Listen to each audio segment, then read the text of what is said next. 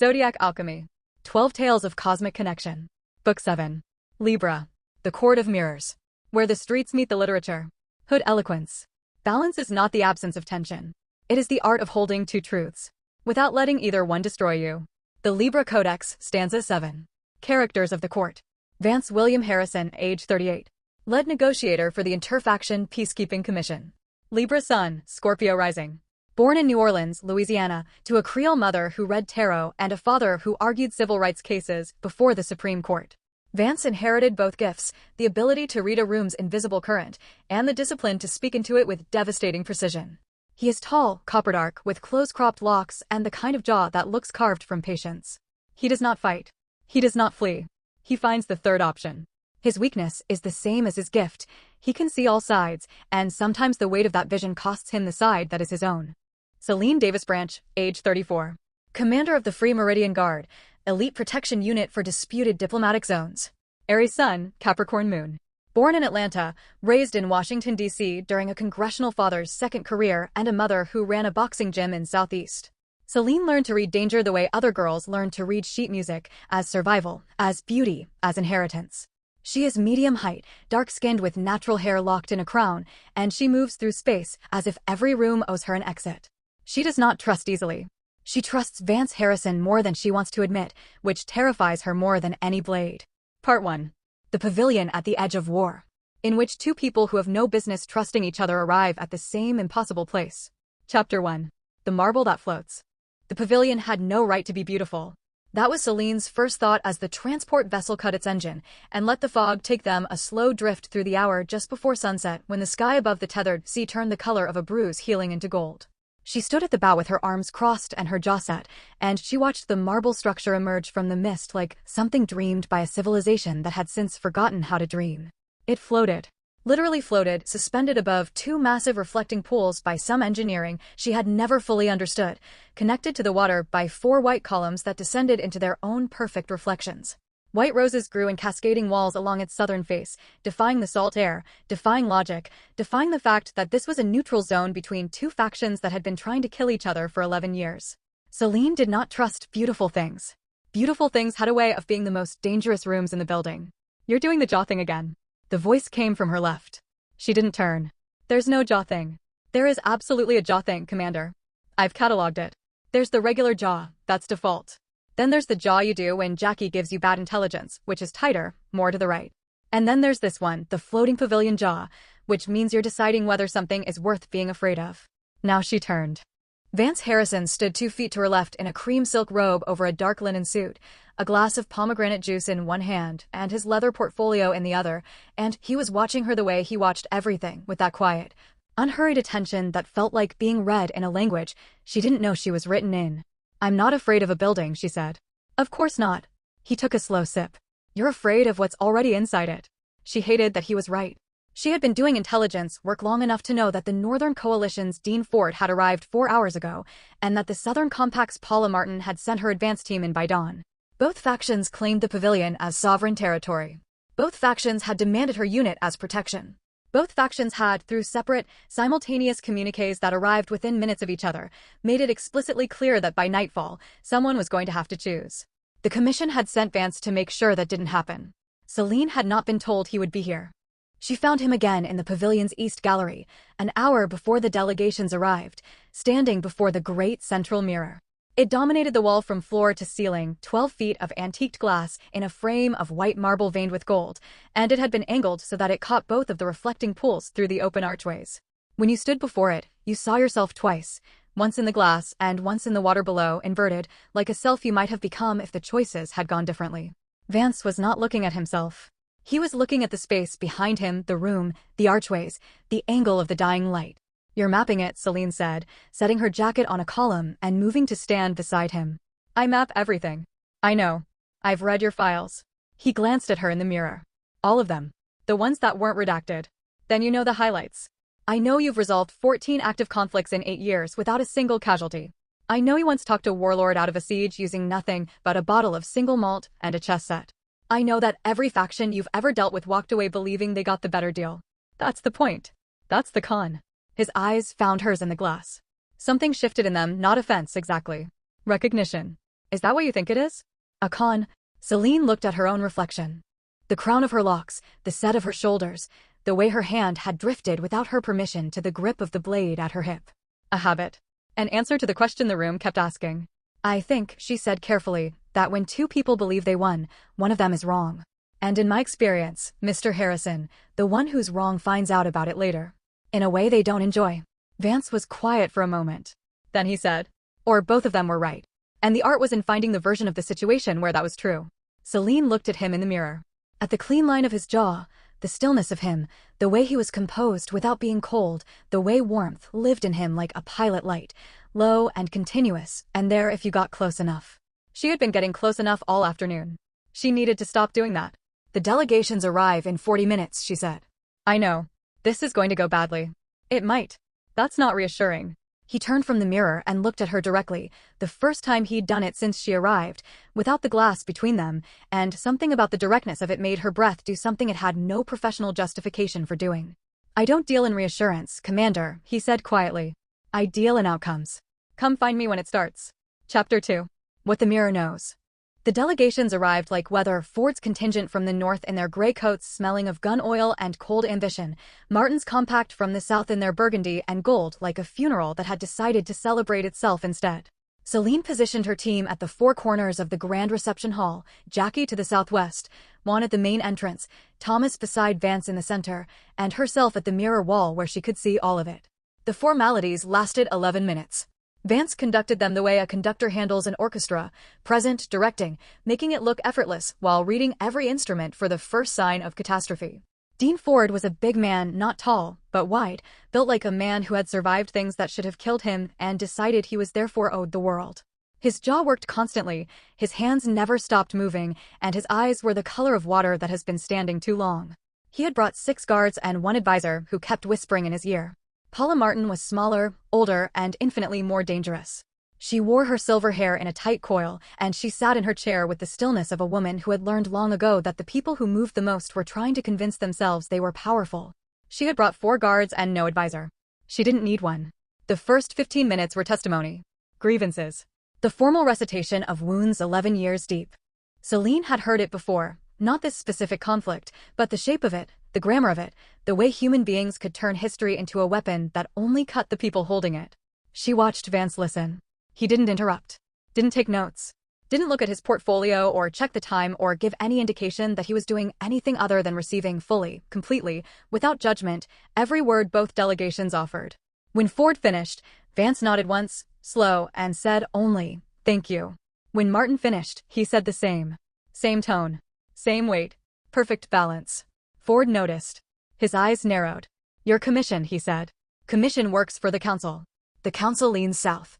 The commission works for the terms of the 2031 Accord, Vance said, which both your governments signed. The Accord is dead. The Accord is contested. There's a difference. Martin leaned forward. Commissioner Harrison. My people have been patient for 11 years. We have come here in good faith. We have sat across from the man whose faction burned 3 of our villages, and we have not drawn a weapon. I would ask that you acknowledge what that costs us before you invoke a document that has never protected us. Silence. The kind that has weight. Selene's hand was at her blade. She didn't remember putting it there. Vance said, very quietly, I do acknowledge it. And I am sorry that acknowledgement has been so long in coming from anyone with the authority to give it. Something moved across Martin's face. Something old and guarded that hadn't been touched in a long time. Ford made a sound in his throat. Pretty words. They're true words, Vance said. Which is more than pretty. Mr. Ford, I'd like to ask you something, if you'll permit it. Ask. What would it cost you to still be here in the morning? The room shifted. What? Not what it would cost the coalition. What it would cost you, personally, to sleep under this roof tonight and continue this conversation at dawn. Not to agree to anything. Not to concede anything. Just to stay. Ford looked at him for a long moment. Then at Martin. Then back. Nothing, he said, slowly. It'd cost me nothing. Matriarch Martin? The old woman studied Vance the way a jeweler studies a stone she cannot yet name. I can stay, she said. Good, Vance said. Then let's eat. And we can speak again when we've all had time with our own thoughts. Selene exhaled. The dinner was held on the open terrace that overhung the western reflecting pool, with the white roses breathing in the last of the golden light and the candles just beginning to matter. Vance had arranged it with Ross Hickory, the pavilion's keeper, who moved through the space like a man who had seen too many negotiations to be impressed by any of them. The seating was deliberate, Vance at the center, Selene to his right, Ford and his advisor across from Martin and her senior guard, with enough distance and enough wine to make the silence between courses feel like choice rather than hostility. Selene sat close enough to Vance that she could have touched him without moving her elbow. She did not move her elbow. He poured her wine without asking. Pomegranate again, deep, garnet dark, the color of something almost healed. "You didn't tell me you were going to do that," she said, low, just for him. "Do what?" "The acknowledgement. Martin's people." She stopped. "That was real." "It was true," he said. Same quiet precision. "So yes." She looked at him. The candlelight did something to his face, softened the negotiator out of him for just a moment, and let something younger and more unguarded sit on the surface. "Does it cost you?" she asked. "Feeling both sides?" "All the time." He was quiet long enough that she thought he wouldn't answer. Then, "It costs me the comfort of certainty, which most people don't realize is a cost until they've paid it. And the benefit. I never miss what's true because I was too committed to what I believed." Selene turned her wine glass slowly. The reflection of the candle moved through it like a small, contained fire. "I believe in what's right," she said. "I know. You sound like that's a flaw." "I sound like it's a blade," he said. "Beautiful. Necessary. But it cuts in all directions if you hold it too long without rest." She met his eyes and held them a beat longer than was sensible. "You've been watching me a long time, Mr. Harrison. Since the Carthage summit, 4 years ago. You walked into a room where 3 armed contractors were about to discharge their weapons into a crowd, and you talked them down using nothing but your voice and your hands." She remembered. It hadn't felt like anything. It had felt like the only option. "You were there. Observation deck. I was working the trade dispute in the North Room." He paused. "You never filed the incident report." "Nothing happened." "Because you made sure nothing happened. That still counts." The dinner carried on around them. Ford and Martin weren't speaking yet, but they were no longer actively positioned toward each other's destruction. Jackie caught Selene's eye from the doorway and raised one eyebrow. Selene gave her the slight chin lift that meant, "Hold position, we're okay." "We're okay." She wasn't entirely sure that was true. But she was sure, in the way she was sure about most things that lived in her body before her mind caught up, that Vance Harrison was the most dangerous kind of person, the kind who made you want to be seen. Part 2. The weight of both scales, in which the balance tips and something between them refuses to stay diplomatic. Chapter 3. After the candles. The pavilion at midnight was a different country. The delegations had retired to their separate wings, Ford's team to the North Hall, Martin's to the south, with an uneasy truce of full bellies and carefully managed proximity that might hold until dawn if no one was stupid. Selene had stationed Jackie at the corridor junction and sent Juan to walk the perimeter every 40 minutes. She had done everything she was supposed to do. She was standing in the mirror gallery, alone with the candles that Ross had left burning, when Vance came in. He had shed the suit jacket. The cream silk of the inner robe moved differently without it, lighter, more honest. He carried 2 glasses and a small plate of pomegranate seeds, and he stopped when he saw her and said nothing, which she appreciated. She was looking at her own reflection. Specifically at the version of herself in the inverted pool below, the upside-down Selene in the second mirror, who looked exactly like her but lived in a world where everything was opposite. "Which one are you?" Vance asked, moving to stand beside her. "Right side up." "How do you know?" She almost smiled. "Because I'm standing on something solid." He offered her a glass. She took it, their fingers met at the stem, and neither of them made a production of the fact that neither of them moved away immediately. He had warm hands. She had not expected that. "Tell me something that isn't in your file," he said. She looked at the mirror. Took a breath. "I don't sleep well in quiet buildings," she said. "I need sound. Something moving. I grew up above my mother's gym, and I could always hear the heavy bags, even at 2 in the morning, someone working through something. Now when it's too still I wake up thinking something's about to happen." Vance was quiet, receiving it. "Your turn," she said. "I talk in my sleep," he said. "I've been told I argue. Full, articulate, completely logical arguments for positions I don't remember taking. My last," he stopped. "Someone once recorded me. Apparently I was mediating a dispute between 2 characters from a book I'd read as a child." She turned to look at him directly. He was looking at the mirror with something soft and slightly self-deprecating on his face. "Which book?" "Charlotte's Web." The laugh surprised her. She felt it before she could stop it, real, unguarded, from somewhere below her sternum where she kept the things she didn't show on duty. Vance looked at her as it happened, and something in his expression went very still, the way things go still when they want to hold a moment without damaging it. "There it is," he said quietly. "There what is?" "The laugh you keep off-site." She made herself look away. Back to the mirror, to the safe geometry of reflection. "We should talk about tomorrow," she said. We should, he agreed. But not yet. Quiet.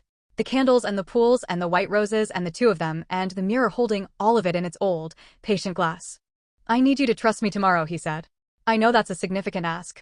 I know what trust costs you. I'm asking anyway. She looked at him. Really looked, not at the file, not at the record, not at the diplomat or the strategist or the man with the portfolio.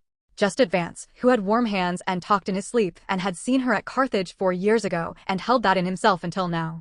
Tell me what you're going to do, she said. I can't. If you know the plan, your body will signal it and Ford will read you and the whole frame collapses. So you're asking me to go in blind. I'm asking you to go in with me. There's a difference. She studied him for a long, unforgiving moment. The candles were burning lower. The night had settled into itself and found its depth. If this goes wrong, she said finally, and someone gets hurt because I let you lead, then it's on me, he said. Fully. Not on you. Not on your record. Mine. That's not how bodies work, Vance. The name. First name. She hadn't planned that.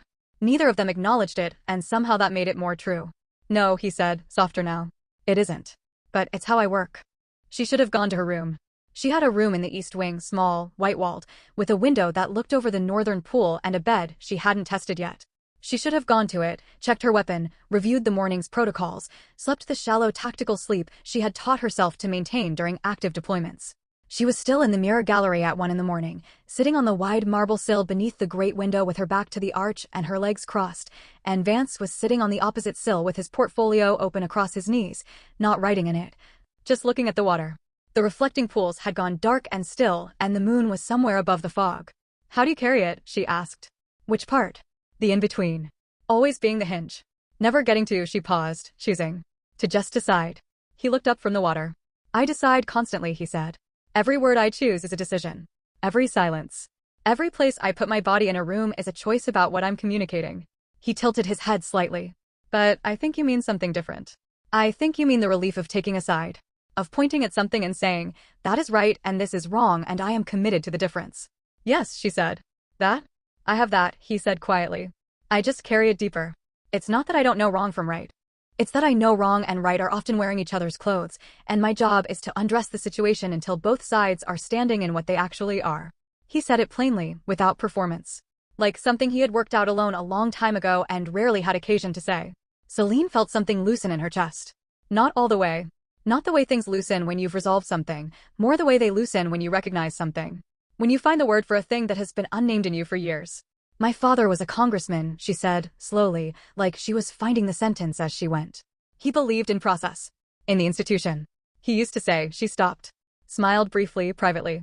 He used to say, Selene, the building has flaws, but it is still a building and outside of it there is only weather. And what did you say? I said I'd rather be fast in the rain than trapped in a building with a bad foundation. Vance looked at her for a long moment. And now? She thought about it.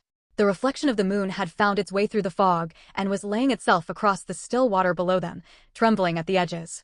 Now I think, she said, that maybe both things can be true at the same time. His eyes moved over her face. Not assessing, that was what she expected, what she was braced for. Something else. Something attentive and quiet and without agenda, like he was simply glad she was there. That's a very Libra thing to say, he said. I'm an Aries. I know. Which is why it costs you more to say it. She held his gaze and felt the marble under her and the night around her and the weight of tomorrow's danger somewhere below all of it, and she thought, I am in serious trouble. She thought it without distress. Just recognition. The clear-eyed accounting of a woman who had been trained to assess threats. Chapter 4. Silk and Consequence. She woke at 4 to Jackie's voice at the door, quiet, coded, 2 taps and a pause. Something was happening. She was dressed and armed in 90 seconds. Jackie met her in the corridor with the specific stillness she wore when bad intelligence was confirmed. Not the bad intelligence jaw tightness Vance had named, but the full-body arrest of someone calibrating. Ford's advisor met with one of Martin's guards an hour ago. South Terrace, private. Juan caught it on rotation. Which guard? Hicks. Martin's senior. The one she trusts most. Selene felt the shape of it before Jackie finished. They're not factions anymore, she said. They're coordinated. The meeting, the simultaneous communiques, Selene, I think they came here together. I think this was always a trap. She thought about the mirror. The inverted reflection. The version of the situation that lived underneath the surface. She thought about Vance, who had stood before that mirror yesterday, and looked at the room behind him. Get Vance, she said. Quietly. He opened his door before Jackie finished knocking.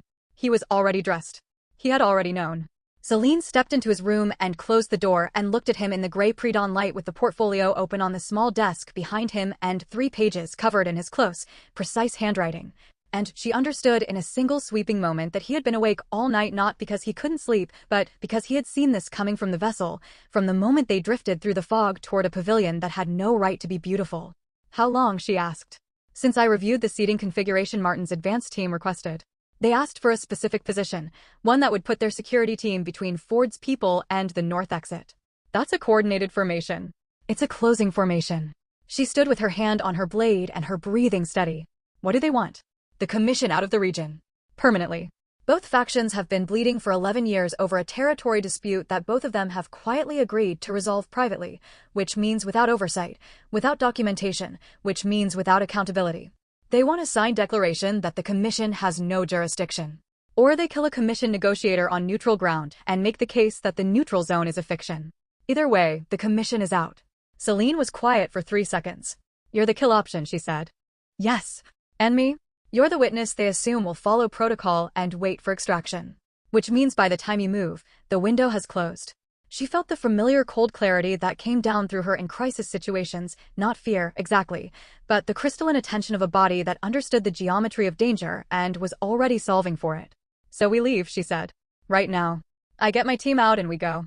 That still costs the commission the jurisdiction. They get what they want. But nobody dies. This time. They looked at each other in the gray light.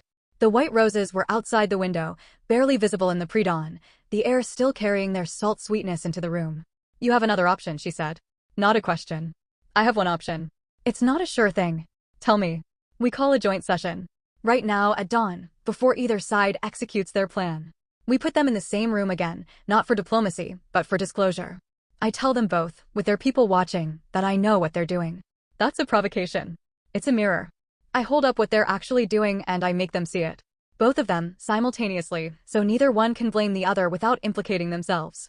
And then I offer them the thing they actually need. Which is... Vance looked at her steadily. A way out that doesn't require either of them to admit they were wrong. Selene thought about her father's building and the weather. Outside it. She thought about the girl who had chosen speed in the rain. She thought about what it cost to hold a blade too long in one direction. I'll be beside you, she said. I know. If it goes wrong, then you'll know what to do. She did. She always knew what to do. It was the only kind of certainty she had ever trusted. What she was learning in the pre-dawn of the floating pavilion with white roses and a man who talked in his sleep about children's books was that there might be another kind. Part 3. The language of scales. In which the truth is placed on the table, and the balance holds or breaks everything.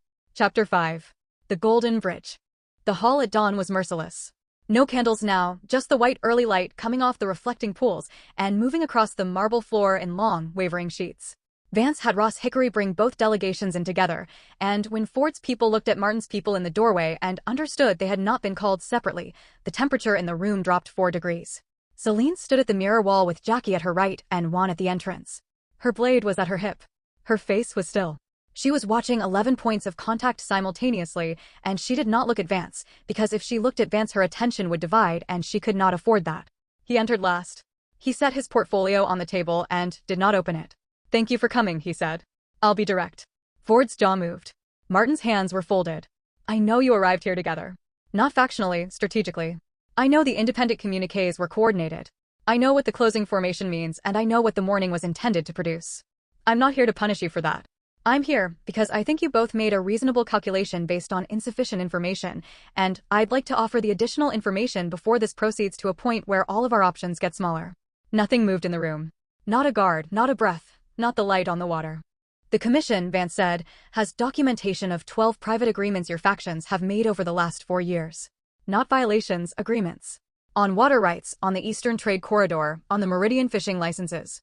You have been quietly solving for your own interests for years, without the Council's help and without the Commission's interference.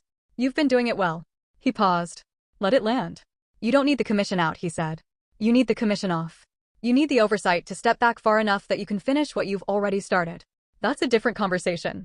That's one I can have. Ford said, slowly, you're proposing to reduce your own authority. I'm proposing to align the Commission's role with the reality on the ground. You've been managing yourselves. That's worth documenting. It's worth formalizing. And it's worth a framework that lets you continue to do it with the commission as a resource rather than a referee. Martin looked at Ford. Ford looked at Martin. Something passed between them, old, guarded, with deep roots. The look of two people who had been enemies so long that recognizing a shared interest felt like betrayal. What would this framework look like? Martin asked. An autonomy charter. Signed by both of you, filed with the commission, granting your joint council primary jurisdiction over internal disputes with commission oversight reserved for third-party mediation only. On request. Not by default. And if we go back to our separate councils with this, Ford said slowly, and they don't accept it, then you tell them you got a better deal than anyone expected and the commission is stepping back. Which is true. Which makes you both look like winners in front of your people. Selene watched Martin's face. The old woman was doing the precise calculation that was visible only in her eyes, running the offer against the cost, the gains against the risks, the version of history she had lived against the version being offered. She thought about Vance's words from the night before. Wrong and right in each other's clothes. Undressing the situation until both sides were standing in what they actually were. Paula Martin said, I want it in writing before we leave this room. Dean Ford said after a moment, so do I. Vance opened the portfolio. He had already written it. They signed at 8:17 in the morning with the sun fully over the sea and both reflecting pools blazing gold. Ross Hickory produced a bottle of something old and amber that none of them asked the provenance of, and even Ford drank, which was perhaps the most significant diplomatic development of the morning. The delegations moved to opposite ends of the terrace in the instinctive separateness of people who had been enemies long enough that proximity felt improper even in peace. Jackie stood with Juan at the steps. Thomas shook Vance's hand and said something into his ear that Selene didn't hear. She stood at the rail above the western pool, looking at the water. Vance came to stand beside her. No portfolio now. No glass. Just himself in the morning light and the quiet and the white roses. You already had that charter drafted, she said. I drafted 3 versions on the transport. You knew before we arrived. I knew the shape of it. I didn't know which version would fit until I'd been in the room. She looked at him sideways. I don't have a word for that. Preparation, he said. That's not preparation. She searched. That's listening at a frequency most people can't hear. He said nothing. The sun came over the edge of the pavilion roof and touched the water, and the water blazed, and in the reflection she could see both of them standing at the rail, their shoulders nearly touching, and above them and below them the sky and the sea were the same gold. Vance. Selene. She turned to face him fully. He was already looking at her.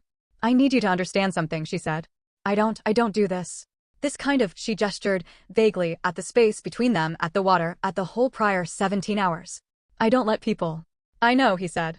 You're very good at holding the perimeter. I'm not having a feelings conversation on an active deployment. Understood.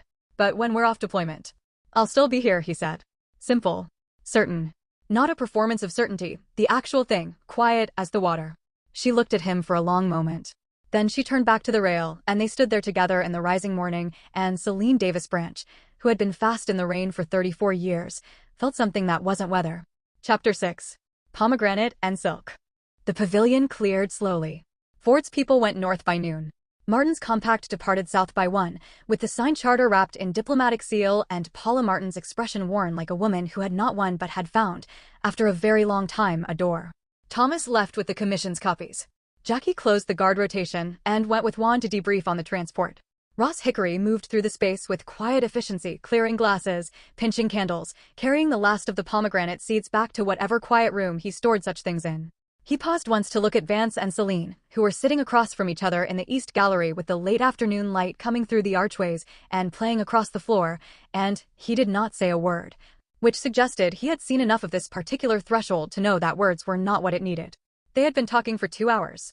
Not about the charter, not about the factions, not about what came next in the commission's calendar or Selene's contract cycle, or any of the procedural things that were real and would need to be real again tomorrow. About the tattoo on his left wrist that was Latin and meant something he had not translated for anyone in 12 years. About the reason she had chosen the guard over the diplomatic corps when her father had pulled every string to put her in a suit instead of a uniform. About the hotel in Nairobi where something had almost happened 3 years ago at the Interfaction Summit and had not happened because she had moved first, and he had respected the distance, and they had both been more professional about it than either of them had felt. Nairobi, he said, as if the city itself were evidence. Don't. You walked out of that lobby at 2 in the morning. I had an early briefing. At 2 in the morning. It was a very early briefing. His mouth curved. She had been watching his mouth all day and trying not to catalog it and failing entirely. You've been doing this for 4 years, he said. I haven't been doing anything. Selene. Vance. He stood, moved to the sill where she was sitting, not beside her, in front of her, close enough that she had to tilt her head to maintain the directness she refused to abandon, and she did it without moving back, which was itself a kind of answer. The mirror was behind him. She could see herself in it over his shoulder, see the way she was sitting with her hands open in her lap instead of closed, see the way she was looking at him, see the thing on her face that she had thought she was managing better than this. "I'm going to ask you something," he said, quiet and level, "and you can give me any answer and I will respect it completely." "Ask. Are you still on duty?" She thought about it. Genuinely, carefully, with the same precision she gave every question that had real weight. "The deployment is over," she said. "That's not what I asked." She looked at him. At the stillness of him, the patience, the way he had stood in this gallery for 2 days holding every tension in the room without breaking, finding the balance point by feel, never once letting the weight of it make him anything other than himself. The way he was standing now, not taking anything, just asking. "No," she said. "I am not on duty." He reached out and touched her face. One hand, the back of 2 fingers along her jaw, slow, deliberate, the way he did everything, and she felt her breath go somewhere complex and ungovernable, and she let it. The mirror watched them. The old glass held everything, the angle of the evening light through the archways, the white roses beginning to close in the cooling air, the man and the woman at the end of a long day that had been a long 4 years, and the particular quality of attention between them that was neither performance nor accident, but the thing that happens when 2 people who have been circling each other from the safe distance of professionalism finally stop moving. He kissed her the way he did everything, with full attention. No rush, no performance, just presence, and she kissed him back with the directness she brought to everything worth committing to, her hand finding the lapel of his robe, the silk warm from his skin. She tasted pomegranate on his mouth. Thought briefly, absurdly, of the myth of Persephone eating the seeds and being claimed by a world she had chosen without knowing she was choosing. Thought it and did not care. The fruit was sweet. The choice was hers.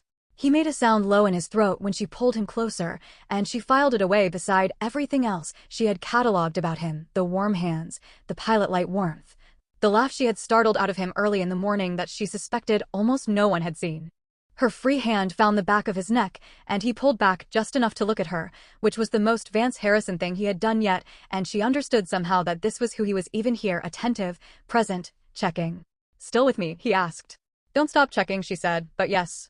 Something in his face went warm and unguarded in the way it had last night when she laughed, and she thought, "I am going to be in so much trouble, and I have never been less bothered by that in my life." The silk of his robe moved under her hands. The mirror held their reflection in its patient, antiqued glass. Outside, the white roses breathed in the evening air above the still and golden water, and the pavilion floated, as it had always floated, between the world it was and the world reflected beneath it. Selene Davis-Branch, who did not trust beautiful things, decided that some things were worth learning to trust. Part 4. The Art of the Undressing, in which the diplomat and the warrior discover that some negotiations have no portfolio. Chapter 7. The Room the Mirror Made. They did not speak of it as a decision. That was the first thing Selene noted, the absence of the conversational machinery she had observed in other situations of this kind. The negotiations and clarifications and explicit verbal accounting that she associated with 2 people establishing something new. There was none of that. There was only the gallery and the evening and the fact of him, and then there was the quiet hallway to the east room where the window overlooked the northern pool, and then there was the door. And he waited beside it while she opened it with the stillness of a man who understood that the act of waiting was itself an act of respect. She went in first. The room was small, smaller than she remembered from her single pass through it the day before. The window was open and the evening air moved through it carrying salt and roses, and the moonlight that had been hiding behind fog all night had finally found its way through and was laying itself in a long white strip across the white bedding. She turned and he was there, close, and she put her palm flat against his chest, feeling his heartbeat, which was steadier than hers, which somehow irritated her and charmed her in the same moment. "You're always calm," she said. "I'm not calm," he said. "I'm contained." "There's a difference." "Show me the difference." He took her hand from his chest and turned it over, pressed his mouth to the inside of her wrist, and she felt his heartbeat there instead, in his. Lips translated through her skin, and it was not calm. It was not contained. It was deep and quick and very much present, and she understood that he had been giving her the truth all along and she had been reading it as performance. She exhaled slowly. He lifted his head and looked at her in the moonlight. "Still with me?" "You keep asking that." "I will keep asking it," he said. "Every time." Without apology. She looked at him for a long, quiet moment. Then she reached up and worked the first button of his robe. "Then yes," she said. "Still with you." The silk fell. She had known he would be composed, had expected the same ordered precision he brought to every other aspect of his presence. What she had not expected was the warmth of him, the specific physical reality of a man who carried tension with such skill that its absence surprised her. The set of his shoulders without the weight. The way he breathed when the roll was set down. She traced the tattoo on his wrist, the Latin she had not translated yet, and he watched her do it with that quiet, cataloging attention. Now, she asked. Now what? The translation. He was quiet a moment. Then, you trunk. He paused. It means both. Or either. Depending on the context. She raised her eyes to his. Both, she said. Yes. His hands moved her hair, to the crown of her locks, deliberately, without haste, and she felt the specific pleasure of being touched there, in the place she wore her inheritance, with that quality of attention. Her chin tilted. He read it. The slow exploration of him was its own kind of diplomacy, the finding and the offering, the check and the answer, the particular way two people who both understood power negotiated its temporary, chosen suspension. She understood it as she lived it. This was the language he spoke in every room he entered, and she was learning it, and the learning was exquisite. He was unhurried in all things. She had known that about him, and she found it maddening and essential in ways she was still mapping the way he found the precise pressure, the precise pause, the precise word whispered low above her ear that was not endearment exactly but was true, which was better. She gave back as precisely as she received, which made him exhale her name in a way that went through her like a low frequency, and she filed that too. The moonlight moved slowly across the room as the night deepened. Outside, the white roses breathed. The water held still. She lay with her head on his chest in the aftermath, something she had not done in longer than she could cleanly account for, and felt his heartbeat finally at its real pace, steady, deep, present. His hand moved through her locks with a patience that had no agenda. Thomas is going to know, she said. Thomas knew at dinner. Jackie will know by the time she deports. Jackie knew in Nairobi. Selene laughed, the real one again, from below the sternum. Everyone has known longer than we have, she said. I've known, he said quietly. Since Carthage. I just waited. Respected the distance. She was quiet, listening to his heartbeat. I hated that distance, she said. I know. You should have said something. I did, he said. You weren't ready to hear it. She thought about that. About all the rooms she had walked through in the last 4 years with the commission's work between them like a sealed jurisdiction, and the way even sealed things have a quality of presence, a heat through the wall. I'm ready now, she said. He pressed his mouth to the top of her head, unhurried, certain. I know, he said. That's why I'm still here. Chapter 8. What is written in the body? She woke before dawn again. Old habit. But this time the building wasn't quiet in the way that made her reach for a weapon. This time the quiet was the specific quality of a space that had been held carefully by two people through a long night, and beside her Vance Harrison was breathing slow and even, and from wherever he was in sleep she could hear, just barely, the murmur of his voice. He was arguing. Soft, precise, completely logical, she caught fragments. Something about terms. About both parties having valid claims. About finding the framework that honored the actual shape of the situation rather than the shape either side had assumed it had. She lay in the dark and listened and felt something move through her chest that she could only describe as recognition. The feeling of looking at something you have been looking at from the wrong angle your entire life, and finally turning the angle until it resolves into what it always was. She pressed her hand flat against his chest and his sleep argument stopped. Just stopped, mid-sentence, as if her touch had been the resolution he'd been arguing toward all along. He exhaled. She didn't know if he was awake. She wasn't sure it mattered. At 7 they were dressed and on the terrace with strong coffee from wherever Ross Hickory kept such reserves, and the world was happening again. The transmission alert from the commission on his device, the check-in from Jackie on hers, the concrete machinery of the lives they lived before this pavilion and would return to after it.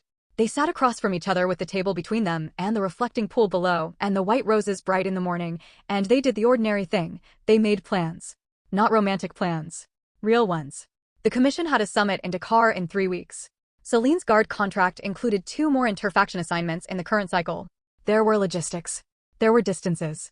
There were the specific complications of 2 people whose work was their life negotiating the existence of something else. She expected it to feel diminished the morning after calculus, the way reality entered rooms like an uninvited delegate and demanded a chair at the table. She had experienced this diminishment before, and she had always found the math unworkable. But Vance approached it the way he approached everything. With full attention. With genuine interest in all the variables.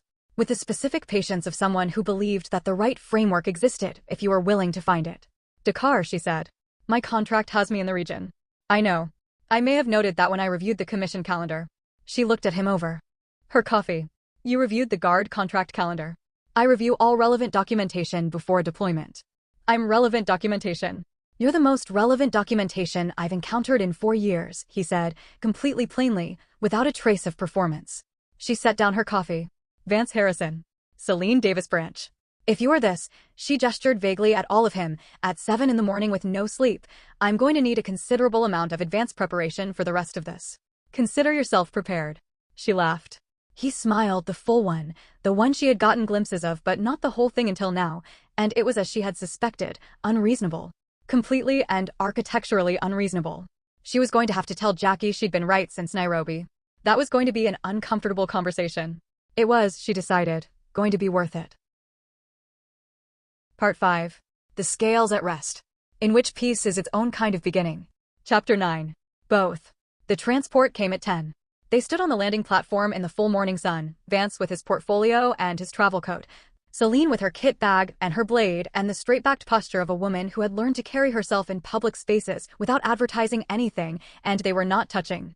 They didn't need to. Something had shifted in the structure of the space between them that was not proximity and not distance, but something else entirely, the particular quality of two people who know where they stand. Jackie came to stand beside Selene with the carefully blank expression she wore when she was trying very hard not to say "I told you so." Selene said, without looking at her, "Not a word." Jackie said, "I didn't say anything." "You thought it extremely loudly." "I think many things loudly. It's a character trait." Thomas was briefing Vance on the charter's next steps, the commission response, the council's review timeline, the press strategy for the announcement. Vance listened with the same full attention he gave everything, and once, his eyes moved to Selene across the platform, and she caught it, and she held it for exactly the right amount of time, and then both of them returned to their respective briefings. Jackie made a sound. "I said not a word." "That wasn't a word. That was an involuntary sound." The transport lifted over the pavilion, and the reflecting pool shrank below them into 2 long silver mirrors in the blue-green water, and then the fog took them, and the pavilion was gone. Selene sat with her back to the cabin wall and her kit bag at her feet and her eyes on the gray nothing outside the window, and she thought about the mirror. The great central mirror in the East Gallery with its antiqued glass and its gold-veined frame and its 2 reflections, the right-side-up one and the inverted one, the self you were and the self who lived in the world below. She thought about standing before it alone, in the first afternoon, trying to determine which one was real. She thought about what Vance had said. "How do you know?" "Because I'm standing on something solid." She understood now, with the morning behind her and the city ahead and a commission summit in Dakar in 3 weeks, what he had been offering her from that first glass of pomegranate wine on the transport deck. Not certainty, not the relief of taking a side, not the comfort of a single unambiguous truth. Both. The word in his skin. The Latin. The answer he had been living for 12 years. She pulled out her device and opened a message to Vance, who was 3 rows back in the forward cabin. She could see the edge of his shoulder if she leaned, and she typed. Dakar. 3 weeks. The reply came in 4 seconds. "I'll have the framework drafted. I'll sleep better when I'm not arguing with fictional characters." 3 seconds. The spider always wins. That's the whole point. She put the device away, looked at the sky, felt the cold morning air and the altitude and the full specific weight of being Selene Davis-Branch, who was fast in the rain, who kept the perimeter, who had a father's building and a mother's gym and a blade at her hip and a laugh she kept offsite, and a man 3 rows back who had been watching her since Carthage with the patience of someone who believed in frameworks that honored the actual shape of things. She felt, for the first time in longer than she could name, balanced. Not still, that was never going to be her. Not quiet, not settled, not done with the rain. But balanced. Both. Chapter 10. Libra's Architecture. What Libra knows that others spend lifetimes learning. That balance is not stasis. It is not the frozen moment between 2 equal forces. It is not the absence of weight. Balance is active. It is the continuous, intelligent, attentive act of holding opposing truths without letting either one murder the other. It is the work of the scales, constant, recalibrating, never one set down. Vance Harrison was not a man without convictions. He was a man whose convictions had grown complex enough to contain contradiction, deep enough to hold ambiguity, strong enough to carry the weight of other people's certainties without being crushed by them. This is the Libra strong suit, not neutrality, not indecision, not the cowardice of the fence-sitter. But the courage of the architect, the one who reads the land before drawing the plan, who finds the specific point where 2 opposing forces can become the load-bearing walls of something neither could have built alone. The golden bridge Vance built in the Court of Mirrors was not made of clever words or diplomatic theater. It was made of the thing no one else had been willing to offer, truth. He looked at what was actually happening, not what both factions claimed was happening, not what the commission needed to be happening, but the actual shape of the situation, and he named it, without judgment, in front of everyone who needed to hear it. And then he gave them a door. This is the gift. Not the resolution of the tension, but the revelation that the tension was the foundation, that the friction between them was the energy the new structure needed, if only someone was willing to build at that precise and difficult point. Selene Davis-Branch was the fire that held the line. Vance Harrison was the architect who made the line unnecessary. Together, in the floating pavilion above the mirrors, they made peace. And then, because they were also human and because 4 years is a long time to stand at the edge of a thing, they made something else entirely. Both. Always both. Libra. End of Book 7, The Court of Mirrors. Zodiac Alchemy, 12 Tales of Cosmic Connection. Next in the series, Book 8, Scorpio, The Reckoning Below. For the intense souls who transform through truth. Where secrets buried in the body become the only language left. Eloquence.